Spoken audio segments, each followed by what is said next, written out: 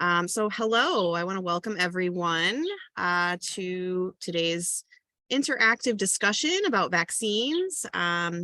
So first, I'm Stephanie Trafka. I'm here on behalf of RIPIN Family Voices. I came to RIPIN about 5.5 years ago. I'm a parent of two active young boys, ages 8 and 10. My 10-year-old has multiple disabilities, and he's kind of my reason for kind of starting down this path. So at RIPIN, I am a health support research specialist. And I work with the Family Voices team and basically help to support families of children with special healthcare needs of any age. So I'm really excited about this chat today. I think it'll be really fruitful. The reason for this is because RIPIN Family Voices has partnered with Family Voices National, along with AUCD, the Association for University Centers on Disabilities. And basically the goal for today is to increase awareness and education among families and professionals on general childhood vaccinations. So as we all know, throughout the pandemic, it was very difficult. Many of us were isolated. So a lot of families didn't make it to necessary, doctor's appointments and things like that, where children would normally get vaccinated. So today's goal is basically just to help provide every parent and caregiver that's in attendance with necessary information that's most up to date so that you can make the most well-informed decisions for your families. As we stated before, this event will go for approximately 60 minutes, and it is being recorded. You're welcome to keep your camera on or off. We do hope that you'll have your camera on for at least a portion, just to kind of aid in some discussion. We like to see your faces. We encourage everyone to speak freely. However, due to the sensitive nature of this discussion, we understand that there's probably going to be some differing opinions. So we just ask that everyone's respectful of differing opinions, and when necessary, we'll agree to disagree. But we do hope that a lot of helpful information and fruitful discussion will come of it. So with that being said, you guys are welcome to, like I said, keep your video on or off. We do ask that you just stay muted unless you're speaking. Feel free to use the chat function or the raise hand function. You can find that down on the bottom of your screen. I think it is under reactions. You can raise your hand if you have a question or something, or you can feel free to type it in the chat. We have people that are monitoring the chat as we go. So with that being said, does anyone have any questions before we get started?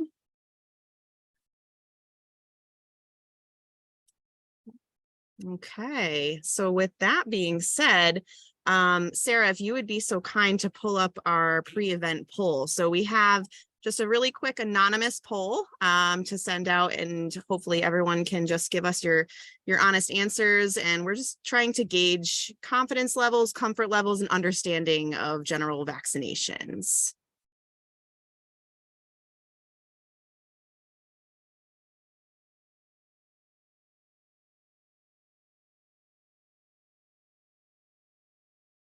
I think I did something.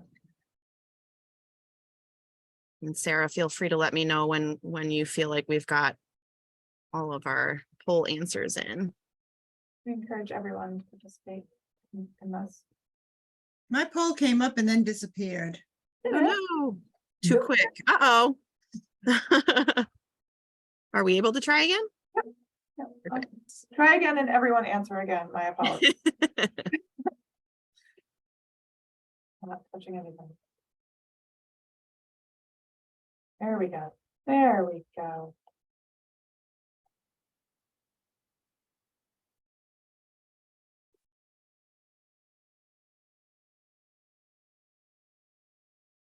Okay, that looks like everyone is in.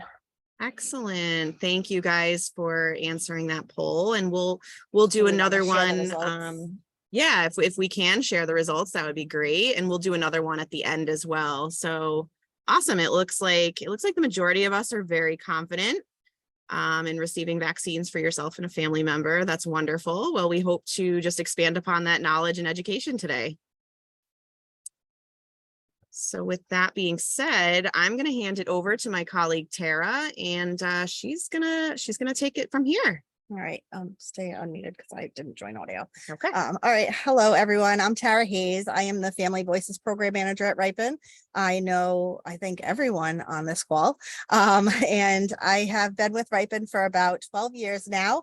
I started with RIPIN after my son Andrew was born, and as many of you know, Andrew is medically fragile. He has a trach, he's on a ventilator, non-ambulatory, and he has, showed us a lot in this life this journey that we've lived so far. And we thought that this was an important topic to bring to the group, not only because we're working with the AUCD and they're thinking about, how we can help to inform families, especially those who missed vaccines during, COVID and isolation and things like that, but also because in general, it's a tricky topic, right? Like you're wondering about how you can protect yourself from diseases that are out there, but at the same time, you're also putting something that it might not be natural into your body, right?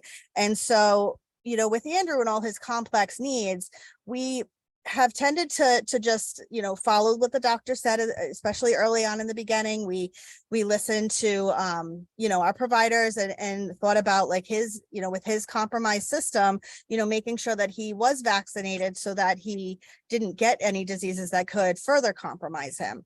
And especially when COVID-19 came around, it was like, okay, so now I have to add this extra vaccine into this repertoire that I've already been, preparing myself for and preparing my family and my children for.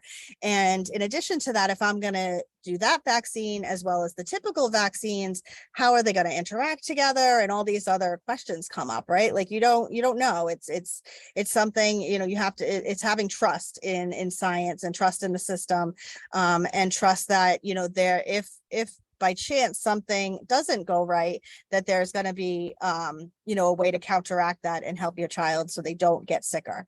And I'm going to tell a little bit of a personal story here because I think it leads into the discussion of how we've decided how to vaccinate our family. And so when Andrew was about 5 years old, he was, his respiratory system, being on a ventilator and things like that was compromised, and during the winter and being at school and things like that, he came into some illnesses.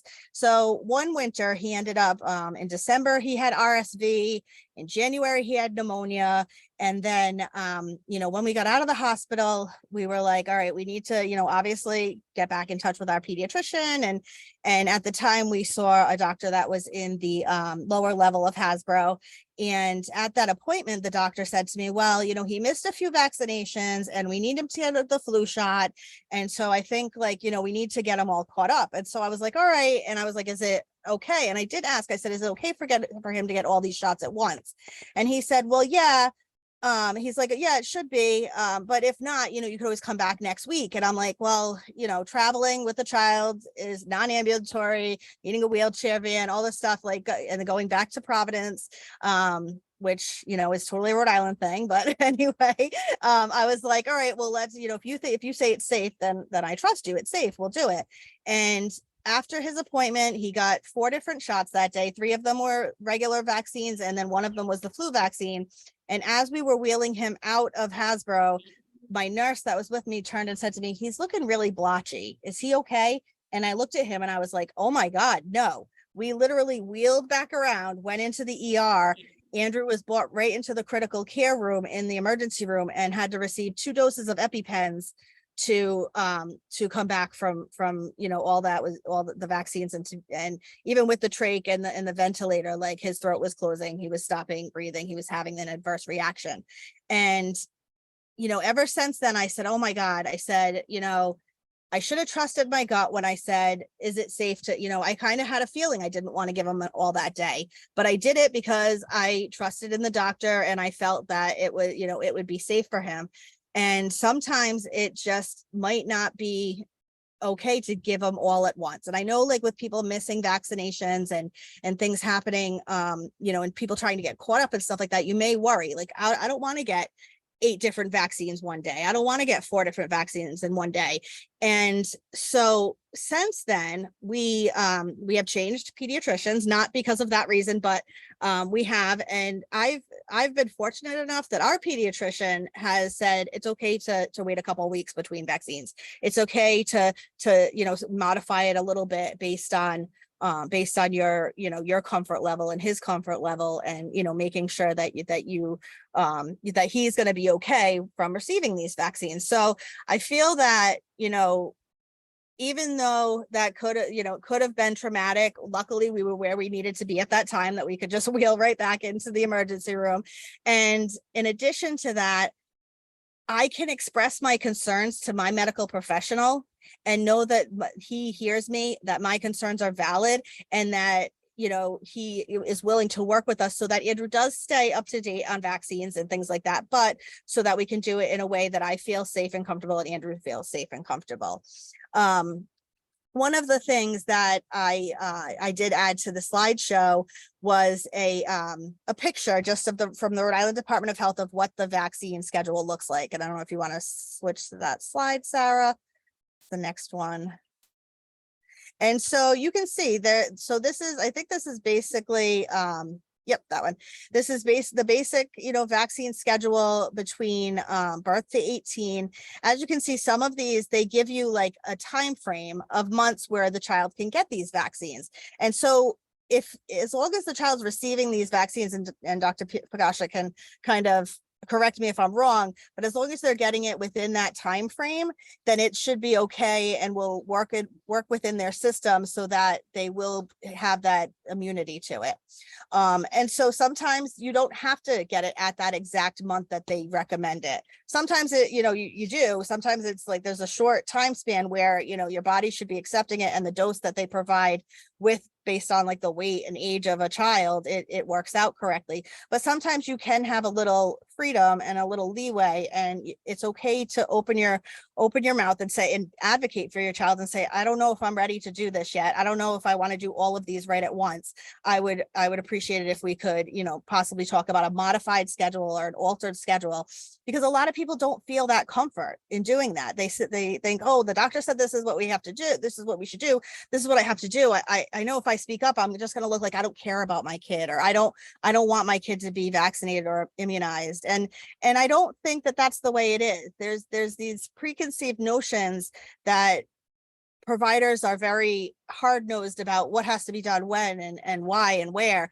And I think that we're all human. And I think we all need to, understand that we are respected individuals for our kids. We're our own child's experts. And it's okay for us to speak up and say, and say that we might not feel comfortable doing things at a certain time. So that was my experience. That was just one experience out of many. And I did ask a couple of my colleagues to come here today to help to talk about their experiences, maybe as a parent or a professional, because we know that, as a representative of different populations and different communities, we all perceive vaccinations differently. And we're not here to tell you what you should do. We're just telling you that this is the information that we have. This is what science has said. And we just want to make sure that you have the most up-to-date and accurate information and resources available based on what we know in today's day and age. So the next slide, Sarah, introduces Kelly Karambisi and Sue Jewell. Kelly is a colleague at RIPIN, and Sue is a sister colleague over at the Autism Project. And Kelly, I don't know if you wanted to just say a few words from your perspective as a social worker. I know you work with older adult populations with special needs, but you're also a mom. So I didn't know if you had anything you'd like to share with the group about your standpoint on vaccinations. Sure. Yeah. Hi, I'm Kelly. That's my little guy, Judah, in the picture. And yeah, I'm a clinical social worker. I work with our care management program here at RIPIN, which works with the dual eligible Medicare, Medicaid population. So mostly older adults and adults with disabilities who are on Medicare and Medicaid. And I will just share that it was an interesting experience, being part of this program throughout the entirety of the pandemic. Because the population that we serve in the care management program are, have a lot of chronic illness. They're the older adult population. They have a lot of risk factors that, at least what I saw, even just with my grandparents and older adults in my life too, was that even though there was a lot of political division around vaccinations, we saw less of that with the older adult population, because they were concerned and their family members were really concerned with their health. So you would see, you'd see a lot of people who were eager to get it because they knew, everything was so uncertain at the beginning, and it was like, if I get COVID, that could be the end for me, for a lot of our population that we work with in the care management program. So definitely quite the experience. It was also an interesting experience learning how to make those decisions as a new mom. I had my child during the pandemic, so I honestly, to be completely honest with you, even though I have my master's in public health, I was always vaccinated growing up. So, I didn't ever think too much about it until I had my son, and then realized, like, oh, I have to actually make this decision as a parent of, if my son even gets the COVID-19 vaccines or not, and what that looks like. And for us. But I was thinking just one last thing, when you were speaking, Tara, about the tricky nature of getting multiple vaccines at once. I had some experiences of Judah getting pretty sick, thankfully not to the hospitalization level, but pretty sick from getting multiple vaccines all at once, just on the normal schedule, the vaccine schedule.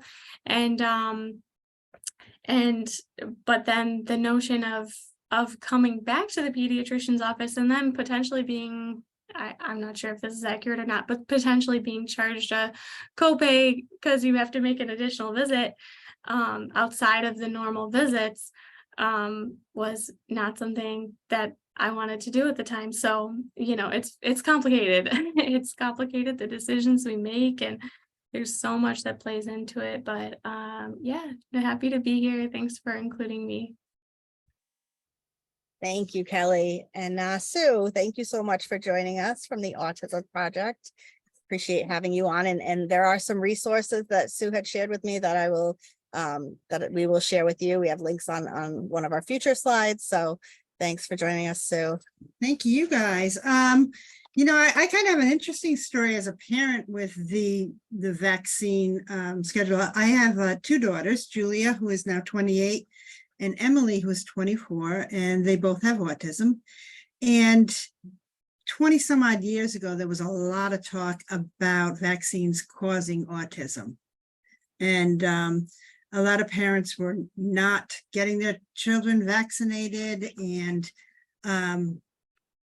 just a lot of confusion, a lot of talk about this. And I had Julia vaccinated on the regular schedule, getting the Hep B in the hospital, and then everything else was right on target. And looking back now and knowing what autism is, she clearly presented signs of autism at birth. When I had Emily, they had started to say, they were coming up with, evidence-based information saying that vaccines did not cause autism. But, I was still a little paranoid. And I had all of Emily's vaccines broken up over time. I had a really super supportive pediatrician. I did not have them give her the Hep B in the hospital. And we just broke everything up over time, just to allay my fears, even though they did have proof that vaccines were not causing autism. I'd spoken to a lot of parents who their children had experienced vaccine injury, and like Tara was talking about, vaccine injury does happen. And so I just was trying to be as safe as I could for Emily, getting her vaccines broken up over a much longer schedule of time. Would it have mattered? I don't know. She has autism. She presented with autism, though, at 15 months, not early on, like Julia. Her autism presented in a form of where she started to lose skills and she started to regress.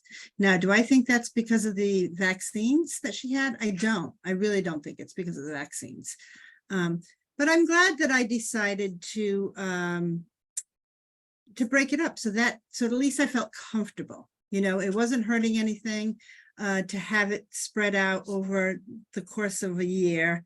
And I do agree that second, copay and just taking kids in the car, just taking young kids in the car can be challenging, but then try to put 2 kids with autism in the car and drive, and it's a little bit inconvenient, but it made me feel better. And I was happy that my pediatrician was not dismissive and didn't say, oh, don't be ridiculous. They've proven that, she was very supportive. And so that made me feel better. I felt like I had just wanted to take every precaution that I possibly could. And it was a fearful time, but I also felt totally differently when the COVID vaccine came out. And because my daughters are adults now, they had access to the vaccine pretty early on after first responders. And, it wasn't even a thought at that point in time, like, should I or shouldn't I? Even though in addition to the autism, they have other complications with seizures. It was just that I'd spoken to some of the genetic doctors over at Bradley, and, they really, any fears that I had, they answered any question I had. And it was like, where do we sign up? Because it was so uncertain, the outcome with COVID. Thank you, Sue. I appreciate you sharing your personal experience, and and Kelly, you as well. It's definitely helps to hear from other parents and especially from the different perspectives. And it's funny because one thing that I thought of is when I was going to get my first COVID shot, and I was very nervous. I was like, oh my God, I'm putting this in my body. What's going to happen? And the woman who was giving me the shot just said it in such a way that made a lot more sense to me. She was like, it's not like they just all of a sudden came up with this vaccine for this shot. She's like, they're constantly running these trials. It's like a movie reel, right? The movie reel keeps going. And then they just insert a new scene into the movie, which is they introduce the new illness, right? The new disease.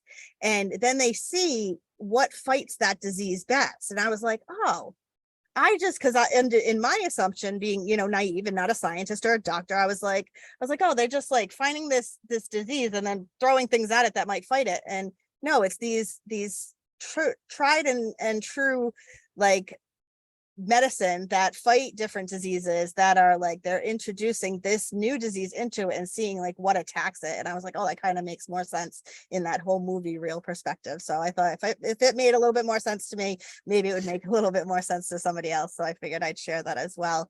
But I am very happy to announce that we have Dr. Pagasha here today.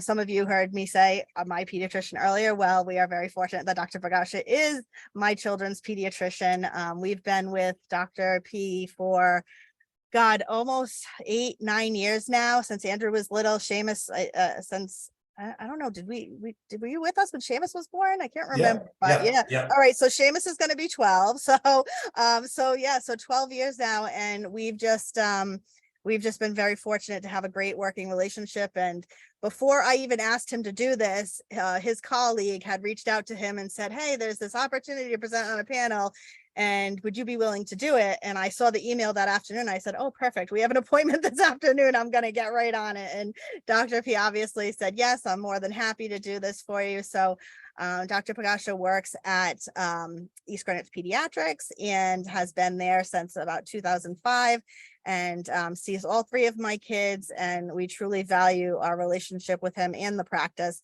So Dr. Pagasha, thank you for coming, and we open it up for you to tell us a little bit about your perspective on vaccinations. Yeah, no, these discussions are important. I think people have to understand that it's good to be comfortable with how you're taking care of your children, and vaccines are just one part of that. They're medicines, just like anything else, and like any medicine, there's pros and cons, and there's risks and benefits. There's no vaccination without risk.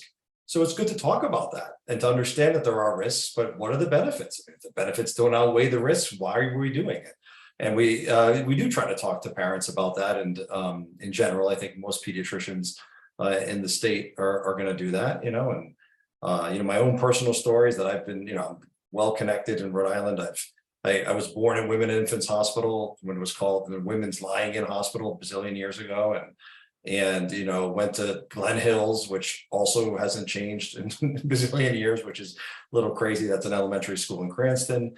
And graduated from like Bishop Hendricken High School, so like all these lives and stories that I'm hearing as my patients grow up, I can see the same similar echoes in my own life as someone growing up in Rhode Island and just trying to figure out life, and it's really fun for me. So I really enjoy my job. The good news about vaccines is that nothing really has changed. The vaccine schedule hasn't changed in a while. There aren't tons of many new vaccines. Obviously, the COVID vaccine, it's a very special particular vaccine because it was for a pandemic and it was issued with emergency guidance. This was not typical. This is completely atypical. But as Tara was mentioning, it was based on science that was used for vaccines, but not for childhood vaccines, and this whole idea of it in general being a film is not a bad one, because for mRNA vaccines, what they do is they just swap out the RNA which is the protein target that your body will make a defense. So basically, these mRNA vehicle of using a vaccine may now be the new basis for all these new vaccines. We may actually have vaccines for RSV. And for any of you that have had young vulnerable babies, you can imagine what a miracle that would be. I mean, we're cleaning out the hospitals. The children's hospitals are really emptying of disease since I've been a doctor, and I haven't been a doctor for that long. If we knock RSV off the list, I mean, who's going to be in the hospital anymore? It's amazing. When I was a young doctor, there was always one patient continuously. I mean, obviously they would get better and they'd get discharged, but continuously there was one patient with disseminated chickenpox in the hospital. That does not happen anymore. People think, oh, chickenpox, no big deal. I had chickenpox. Yeah, unless you're not that one kid, or if you're that other kid who has an immunodeficiency, or you're just the bad luck kid. These bad luck kids don't exist anymore, and it's because of our wimpiest vaccine, the vaccine that's the most neglected, the most kind of like throw away by parents. Why would I even need that? It's even that one is saving one bed in the children's hospital continuously every month. I mean, what a miracle, I mean, and that's actually how I view most vaccines, as miracles, because they're not treating disease, they're preventing disease, and they're keeping kids from dying. One issue that I always share with parents, which is the exact truth, is if you go back in time, further back in time, eventually there wasn't pediatrics. And we're talking about 50, 80, 60 years ago. I mean, not hundreds of thousands of years ago, just a few generations ago, there weren't pediatricians, there weren't vaccines. But there was something else, there were children's cemeteries. And I know that sounds very bleak, but those existed. And what filled up children's cemeteries? Children who had diphtheria and tetanus and pertussis. And what are those infections? Well, those are things you read about in textbooks, unless you don't get vaccinated. And then your child may have a serious disease that used to fill up these cemeteries. And why? Because we don't eliminate these diseases. These diseases live with us. All these diseases it gets so complicated because, if you look at the vaccine schedule, you look at the targeted diseases, they're all individual organisms. Some are viruses, some are bacteria. I mean, you really need a PhD to understand these things in great detail. But the base idea here is that they're pathogens. They're looking to cause harm, and some of them just live with us. Diphtheria, pertussis in a mile of my office, I can find these diseases. They're out there. They're just not causing trouble because people have been vaccinated. And then some people aren't vaccinated. It's not causing trouble for them either. But that's because enough of other people are vaccinated. We're protecting each other. So the other great news about vaccines, it's a great communal contract. We're protecting each other's kids. Other people are protecting your kid just by getting vaccinated. It's wonderful. You know, this is a great idea of social contracting. You know, we protect each other. Those who can get vaccinated. Those who can't, we will help protect you. But it's part of what we do. It's part of, you know, what we're a community. We're you know, RIPIN, the parents talk, work together, and do unbelievable things to network and help keep their children on the right direction and get the proper health care. Well, the vaccines are part of this. And you know, and the ones that are on the schedule, not, you know, we have to see what happens with COVID, and we're learning. We're sort of with COVID, the COVID vaccine and COVID, the illness, which it was a totally brand new illness. I mean, how scary is that a just brand new illness can appear? Well, that happens. That's the world we live in. Sometimes brand new illnesses appear. Luckily, we have science that can build a plane as it's flying and come up with things that are helpful. Not necessarily completely eliminate and cure it. Weren't able to do that, but they were able to provide a vaccine that saved hundreds of millions of lives. This is fantastic. You know, now, you know, we can look at the other side. The other side is always going to be with any medicine, whether you're talking about Tylenol or Motrin or Benadryl, which you may have heard in the news, these poor kids doing these Benadryl challenges. They don't understand that all medicines have side effects that can harm people, and have. You know, Motrin is one of these medicines that everyone should be respectful of, because it causes kidney failure in kids. It just does. And does it do it a lot? Do you hear about it in the news? Not too often, but it happens. And it's a much higher degree than anyone's been hurt by a vaccine.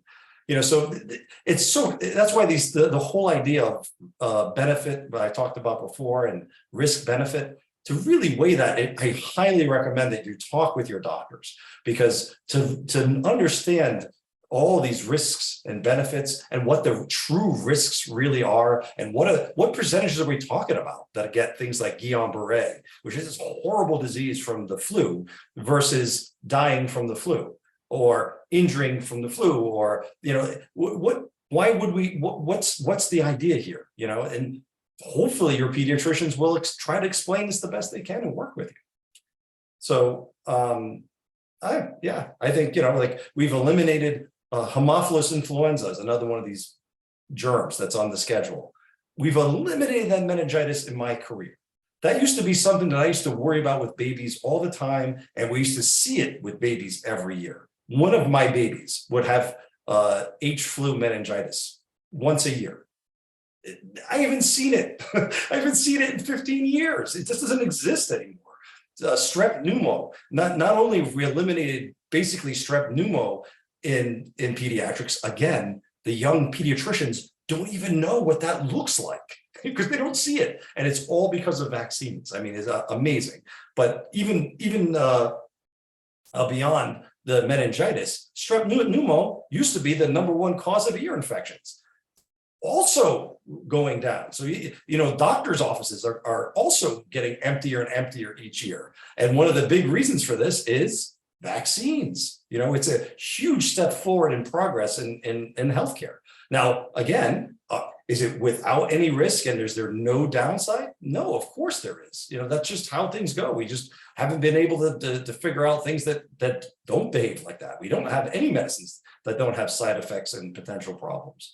But the vaccine schedule that we have, you know, in my experience and throughout my whole career, definitely will vouch for. It's very, I would, you know, argue, and based on data and based on my experience, the safety is fantastic and the benefits are fantastic. Now, of course, there is individual play here. Not every patient is the same patient, and not every patient should be on the same exact schedule. But when it does come to schedule, I will say it does make sense that for the majority of kids, especially healthy kids, to be on a schedule, because routines are routine, and doctors' offices love routines, and we love them not because it's just a fun word to say, but because it actually allows us to cut down on things like vaccine errors and vaccine wastes and vaccine problems and all kinds of issues, and it allows us to vaccinate the most kids most efficiently by having a routine and a schedule that the vast majority of kids are on. And that's a super helpful thing. And we got to balance that out versus, it's like, typical kind of stuff here. You have the needs of the individual and the needs of of society and of the community and of the population at large. And, we're constantly balancing those issues as well. But those are real issues and have to be thought of as, as part of the engagement in all this. But when push comes to shove, it does come down to your kid, and they are medicines. And if you have any, hesitation to do any vaccine, talk to your doctor. Talk to a doctor you trust, which is hopefully your doctor. We want definitely the goal of the pediatricians in Rhode Island is for parents to trust us and to have conversations. But nobody, I hope, that it definitely is certainly it's not even an aspiration. It's sort of like the base understanding is that you should be able to talk to your pediatrician about your concerns. That's a base expectation that I think all parents should have. And I would hope that all pediatricians can provide the basic information to support the recommendations they're making, because when pushed, when at the end of the day, pediatricians are sort of like your medical advisors. You guys are really the deciders. You guys decide, how and what we're going to do and take care of your children. Yes, it conveniently often you're going to be listening to your advisors because you're choosing that person as your advisor. How else are you going to go to medical school? And be able to become your own advisor. And even if you are a doctor, I have plenty of patients that are doctors. I have kids. I don't take care of my own children as a doctor. I bring my kids to a pediatrician. Now they're growing up, and now they go to internal medicine. They go to their doctor. They have doctors because they need their own medical advisors. And that's a huge a benefit for that individual, for the child, for the parent. And so that ties in with vaccines, because it's just one part of the discussion of taking care of the child, especially when they're medically complex. It's not just about vaccines, it's about the entire care. What is going on with this family? What's going on with the child? How can we maximize health, maximize quality of life and life potential? That's what your pediatrician is thinking when you come in for a visit. Even if you come in for an ear infection, we're reviewing and thinking about, especially kids who have special needs. How can I add some value to this child's life today? Whether it's with medicine or just advice, or potentially giving you a resource that could be helpful. That's what we think about. And that's what we talk about when we sit around as pediatricians and talk. We talk about this stuff because that's our goal. That's our job. So I do hope that, that folks do find that valuable and turn to us, and not to completely without any context internet. Because it's without context, information is a problem. You got to put it in the right context. And if bringing information to me, I can, if a patient brings information to me as their doctor, I'm happy to help them put it into context, but it has to be in context. And there's no like research that people are going to be doing on the internet, in the sense of the way we think of as doctors being research, where you're have a hypothesis and are able to answer your hypothesis. Research on the internet is just gathering information gathering, and how to put that information in perspective. When it comes to medical stuff, especially complicated medical stuff, I would definitely want you to have some sort of medical professional, and certainly, of course, I'm biased. I want it to be your pediatrician. That would be that person who would be providing that structure and that guidance. So those are my takeaways. I will say that the newer vaccine, you know, that's out there that some people consider new, which is now like 15 years, pretty consistently given, is the HPV vaccine. A lot of people have concerns and worries. There's a lot because that vaccine started to come about right at the age of the internet, and all these anecdotes and stories and videos and, you know, all the information that spread that, you know, is not all of it's correct and not all of it is right. And I will only tell you as a quick side note is what another miracle we've come across in medicine. This HPV vaccine is eliminating cervical cancer. I mean, eliminating it. I mean, unbelievable. I mean, if you told me in medical school that I was going to have a vaccine where we could stop cancer, I would have been so psyched. I would have been, that's incredible. And we have that. We have vaccines, the HPV vaccine that can stop cancer. And as it turns out, not just in women, but also in men. So the boys who get the HPV vaccine, it used to be like, well, you're kind of doing a public service for your eventual spouse, so you don't spread HPV and cause all these issues for women. Well, as it turns out, there's HPV associated throat and neck, head and neck cancers that are common in men. You know, Michael Douglas had HPV associated head and throat cancer. If he had the HPV vaccine, he would have never got that cancer. That's incredible to me. I mean, just that story alone is such a, like a motivating story for me to be looking to try to do all the prevention I can. And if you look at HPV, the last thing about HPV, I know I could talk about this stuff forever. I got to be careful. I go off on tangents, but the HPV, not only does it stop cervical cancer, and all these vaccines are different. We got it's like the way to think about them is individual medicines. The HPV vaccine, stopping HPV, has also basically stopped abnormal pap smears, especially in young women. And I don't know if we've noticed the recommendations for young women, but my patients who are teenage girls, they're not going to the gynecologist. They don't need pelvic exams until they're 21. What a nice benefit for the world and for our young girls. I mean, come on, you don't have to go for your first pelvic exam is not recommended until you're 21. Are you kidding me? I mean, just that alone, but that's not even, that's nice. They're saving the pelvic exam. But the reason why they can do that is because of the decreases in the colposcopies and abnormal pap smears and everything else. And all that flows from one vaccine, and just unbelievable. It's just shockingly, impressively good. Well, can I say that HPV vaccines have never hurt anyone? No, again, just like any other medicine, there's going to be problems for the luckily select few, because they actually do follow and make sure that we're not seeing huge injury versus saving cancer, which may be a debate. If there's some kind of huge injuries happening, is it worth saving the cancer?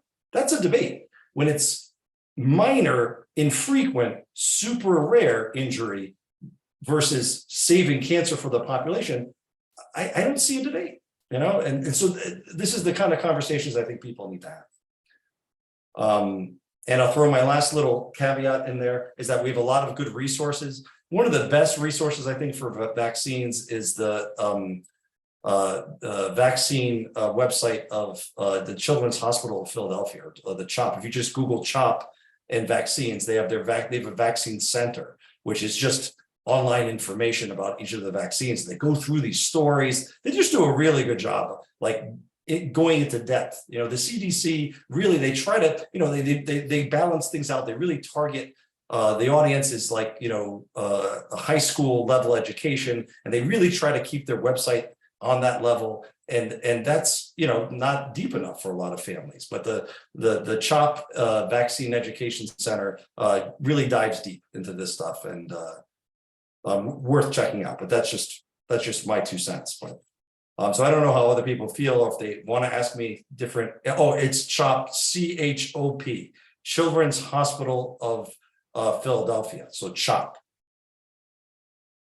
I think that's the right link that I just put in the chat. I did find the Vaccine Education Center. So that's wonderful. Thank you, Dr. Prakasha. And with that being said, I think, I would love to open up the floor to everyone. parents, caregivers, professionals. I would love to have everyone, as you'd like, share thoughts, ask questions, whether that be directly to, one of our guests today, to Dr. P, to the group. I would love for, for everyone to be able to speak freely, and just to reiterate that, we may have some differing opinions, and that is okay. Dr. P, I can really appreciate all of the wonderful information that you just shared. And yeah, with that being said, I think if anyone has any questions or comments, thoughts to share, please do feel free to put them in the chat. You can raise your hand, you can speak up.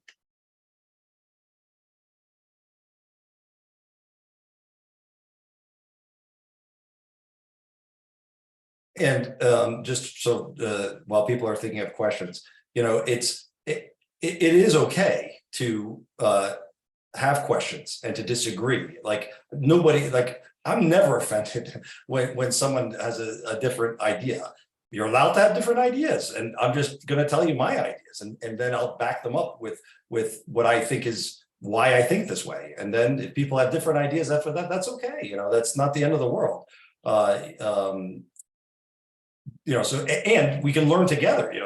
There's more than once people have asked me very complicated ideas about vaccines, and I really had to be like, that's an interesting question. I haven't thought about that, especially with the COVID vaccines. I mean, this was I think that was a challenging time, because COVID vaccines did not go through the typical process of vetting for safety and so on. They were purposely rushed. It was rushed, but of course on purpose. We're in the middle of a pandemic that we didn't know how bad it was, and we didn't know how bad it was going to be for children. As it turns out, even the worst version of the virus wasn't horrible for kids. It wasn't great. There were some big problems, and you can go to the PICU, or the Pediatric Intensive Care Unit at Hasbro, unfortunately had too many customers from COVID. That when I say pediatrics, that means kids range. I know people don't like to think of COVID as being a kid disease, but it caused kid damage, and kids' hearts and kids' lungs got damaged by COVID early on. As the variants started coming along and immunity built in the community,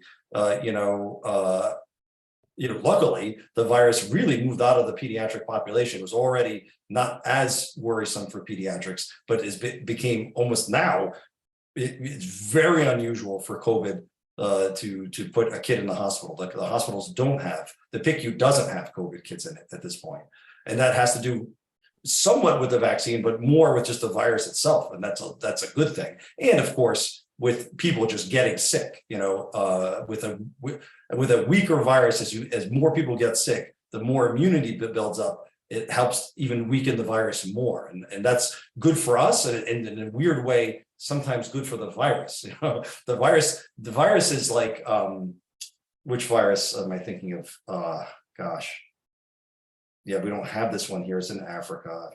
But if a virus is super deadly, it's not a very good pandemic virus, because if you get sick and it's obvious that you're sick, or you die, you're not going to spread the virus very well.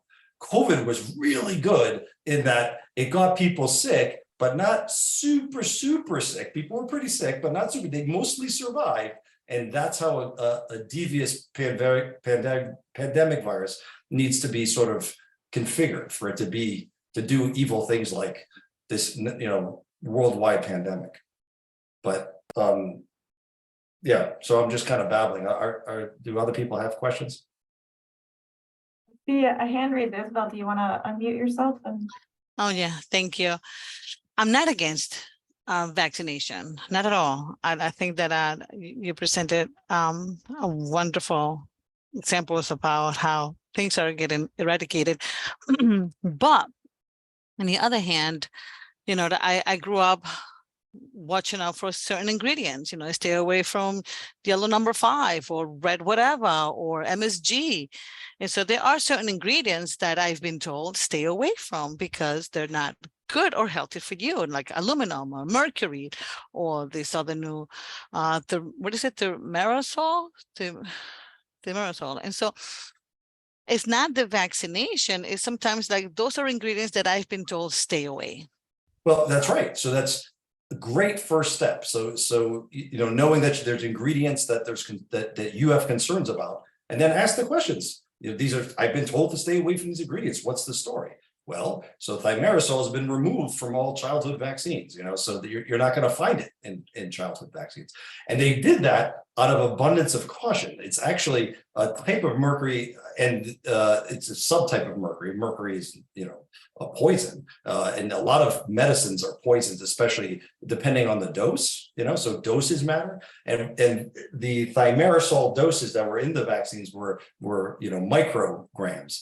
And why would they put this? Why would they put mercury in a vaccine? Well, it wasn't mercury, it was the thimerosal. And the thimerosal was a very good stabilizer for these biological things.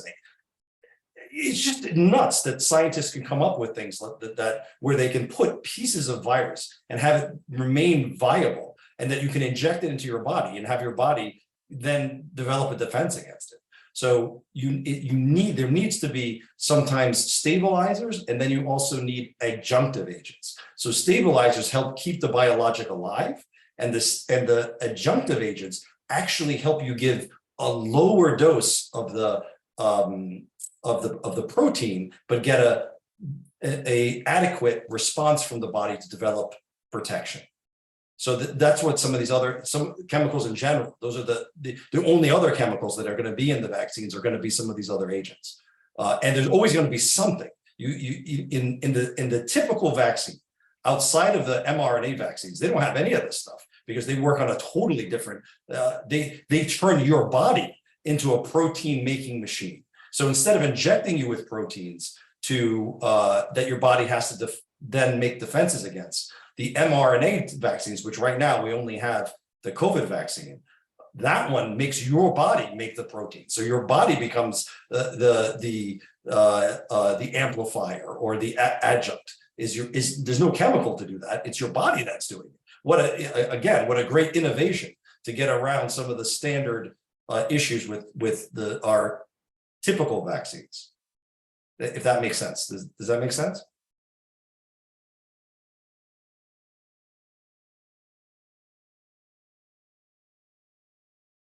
Isabel, did that make sense for you? You're muted, Isabel. Sorry about that. Yes, it did. I'm actually on the website that you recommended, and I'm looking at the ingredients of some of the. Yep. And of course they've researched this stuff. It's not like the scientists want to hurt anybody. Of course, it's their goal to make these things as safe as possible. So the aluminum and thimerosal or other adjunctive or stabilizing agents are going to be at the smallest doses possible for the vaccine to work, and the safest doses possible. But these are other agents within a medicine that can cause harm, because you can have an allergy to any component of the medicine. Right. Including, like, I've never seen it, but you can have an allergy to aluminum. That's a potential thing. And really, as a pediatrician, the thing I worry the most about when it comes to vaccines is allergic reactions. Although I had never seen one to a vaccine myself. Like, I've luckily in my office giving the vaccines, for my career, I've never had a kid have an anaphylaxis reaction to a vaccine ever. And that was a big concern. There seemed to be a higher number of that with the COVID vaccine. And it actually has borne out. It is a little bit higher than the average vaccine, but still it's such a rare rate that we gave a huge chunk of my practice multiple COVID vaccines. And, we didn't see any, never mind anaphylaxis, which is like the major allergic reaction. We didn't see any minor allergic reactions. Yeah, that's what I'm afraid of. An allergic reaction, yes. Yeah. Because I am allergic to the influenza, and so is my son. Yeah. Oh, yes. Well, that's right. And if you're allergic, that's not for you. And then thank God, other people are getting the vaccine to protect you and your son. That's again goes back to the community idea, like the social contract that's implicit in vaccination. Thank you. Yeah, you're welcome. Thank you, Dr. P. I know Baratang, you also had your hand up as well, so I want to make sure that we get to your question if you have one. No, it wasn't a question, it was just a comment. I just wanted to say, like, from a mother's point of view, at times when you go, I believe in prevention, right? Especially for kids at that age.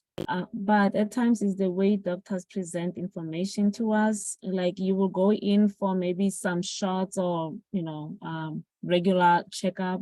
And it'll be like, okay, you're going to have this shot and that shot. And then something like HPV, somebody, a doctor will just say, oh, would you like to have this too? So, then the pushback on the parent's side or on anybody's side is like, no, we came in for this. And that's time now going. So we don't make a special appointment to say, oh, I'm going to take my kid today for this, to be immunized from this. So if maybe information can be presented to patients, especially to the parents better, and most of the time you guys just give like a pamphlet, go read this. But by the time you give me that pamphlet, you have already immunized my child, you have already injected them, and then I get home, I'm like, oh God. So those are some of the barriers that that happen. That maybe you're not getting the results, that the outcomes that you're expecting because of the way the information is presented to us and the kids too. So if I'm smart, I'm going to be like, no, you came in for 1, 2, 3, 4, 5, you're not taking that one. And that's time. The sooner, if we could get information better, let things be explained that, oh, there's this vaccination, it's important at this time, and these are the reasons why he needs to get it, that'll be better. That's all I have to say. Yeah, no, I think that's a totally valid comment. Is that what you're talking about is communication. And yes, sure, doctors can do a better job, doctors' offices can do a better job communicating. What some doctors' offices try to do is, put online, because most places will have websites, put online our well child schedule. And then, parents can look at that and it says what vaccines are coming up so they know. And we try to tell them, at the end of each visit, okay, your next vaccines are at this time. And these are the vaccines that we recommend at this time. And if you have questions, we encourage you to talk to us, the vaccine information sheets should be handled. They should be given before the vaccines for sure. And I would advocate for them to be given days before the visit, just like you're saying. I think that's, what we do in our office is that we have when you first become a patient of our practice, you get a bunch of information in a binder. And in the binder is the vaccine information sheet for every single vaccine that we will ever use for any child in our practice, except for a couple of special ones. There's a couple of special ones that are so unique, that are only for very niche. So all the scheduled vaccines, let's just put it that way, are in that packet, the vaccine information sheet, including like HPV or any of them. So we encourage parents to read ahead of time and to, we have patient portals, people can send us a little email saying this is, and people do all the time about issues around, well, I haven't even thought about this vaccine, because people, why would you? Until your kid is ready to get the vaccine, you may never think about the vaccine. That makes sense. Why are you going to suddenly wake up one day and start thinking about the HPV vaccine if you have a 5-year-old kid? But when the time does come, yes, get the information ahead of time, learn as much as you can and ask as many questions. And if you're not comfortable, don't get the vaccine. There's very rare times where I think it's like, oh no, we must do it now. That, but of course, I think what you were implying, the downside to that is then you would have to come back to another visit. Yeah, well, right. Either you get the vaccine or you don't get the vaccine. Those are the only choices for that day.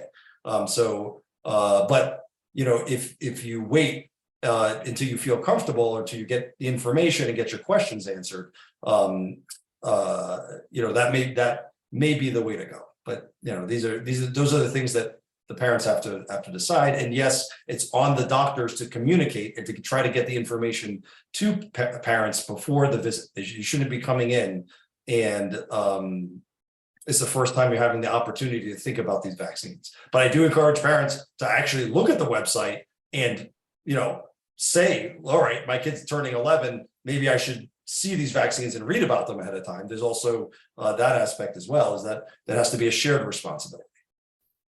Thank you. And I know we are a little over time.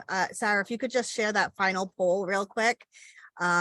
We didn't end up going over the resource slides, but we will send those out. I have Rhode Island specific resources, which has resources from Rhode Island Department of Health and the Rhode Island American Academy of Pediatrics, as well as the resources that Sue had sent over from the Autism Project. And then we will, there is another survey, like an overall webinar survey that will be on those slides with a QR code or a link. If you guys would fill those out, that would be great. We'd appreciate it. Again, we'll share the recordings with you. I know due to the little technical difficulties we had at the beginning, we may have lost a few people, but again, it was live streamed and we'll have it recorded so we can share. And I want to thank all our speakers, Sue, Kelly, and definitely Dr. Pagasha. We truly appreciate having you in our corner, and congratulations as being the next AAP president in Rhode Island. So, we have somebody really good in our corner. So, and if anybody has any questions that didn't get answered or something comes up after the fact, you can definitely email us and we can reach out to Dr. Pagasha or direct it to the person that it should go to. So thank you again, everybody, for your time, and we hope to see you all again soon. Yes, thank you, everyone. All Have a right. great day. Take care. Take care, everyone. Bye.